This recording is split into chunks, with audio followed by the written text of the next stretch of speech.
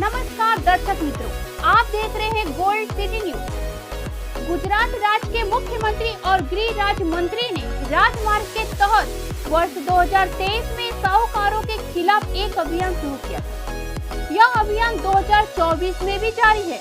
इस अभियान के तहत श्री डॉक्टर करणराज वाघेला, जिला अधीक्षक वलसाड़ के मोगाबाई हॉल में एक जागरूकता सेमिनार में वलसाड़ की पुलिस से उपस्थित होकर कुछ चोरी को खत्म करने के बारे में बहुत सुंदर मार्गदर्शन दिया।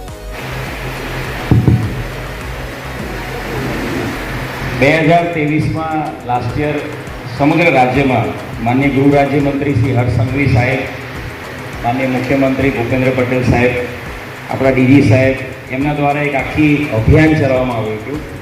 व्याजखोरीमांथी मुक्ति बाबतनुं आखा राज्य में अलग अलग जिल्लाओं में जेटला लोको व्याजना चक्र में व्याजना 20 चक्र में फसाया है, ये तमाम लोको आगळ आवे, लोको पोतानी कम्प्लेट आपे अने कम्प्लेट आधारे आवा जे व्याजखोरो छे, जे लोको पासे 10%, 20%, 30% व्याज ले छे, लोको व्याज पाछू आपी ना सके के मूडी आपी ना सके तो एमनी पासे जमीननो साटाखत, मकाननो साटाखत, मकाननो दस्तावेज कराई ले छे। કેટલાક એવા લોકો પણ જોવા મળ્યા છે જે બ્લેન્ક ચેક્સ લઈ લેતા હતા વ્યાજખોરો, એવા પણ લોકો મળ્યા।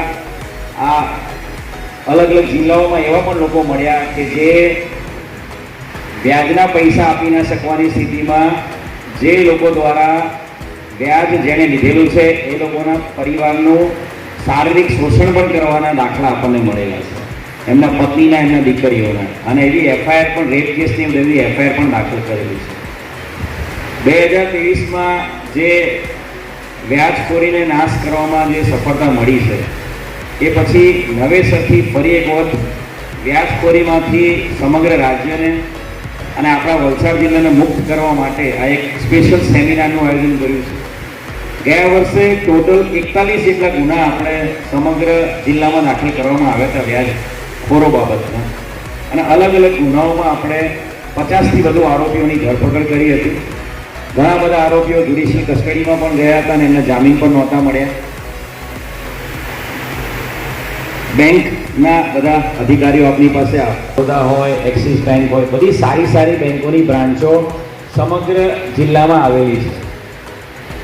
તકલીફ મોટી એક જ છે કે લોકો નજીકનો ફાયદો જોવા માટે લોનના પેપર તમારે કરવા નહીં પડે, તમે તો ખાલી એક સહી કરી દો, તમે ખાલી ઓનલાઈન એક ફોર્મ ભરો, તમને તરત લોન મળી જશે, અને આવા બધા ચક્કરમાં ફસાઈ જાય છે। સૌથી મોટું દૂષણ અત્યારે મોબાઈલની બધા ડેટા એમની પાસે આવી જાય, અને પછી જેવું તમે પહેલા મહિને બીજા મહિને હપ્તો વ્યાજનો ના ભરો એટલે ત્રીજા મહિને એ લોકો શું કરે, તમારા ફોટા મોર્ફ કરીને તમારી સાથે ગંદા છોકરીના કે એવા કોઈ ફોટા સાથે તમારા કોન્ટેક્ટ લિસ્ટમાં મોકલી દે।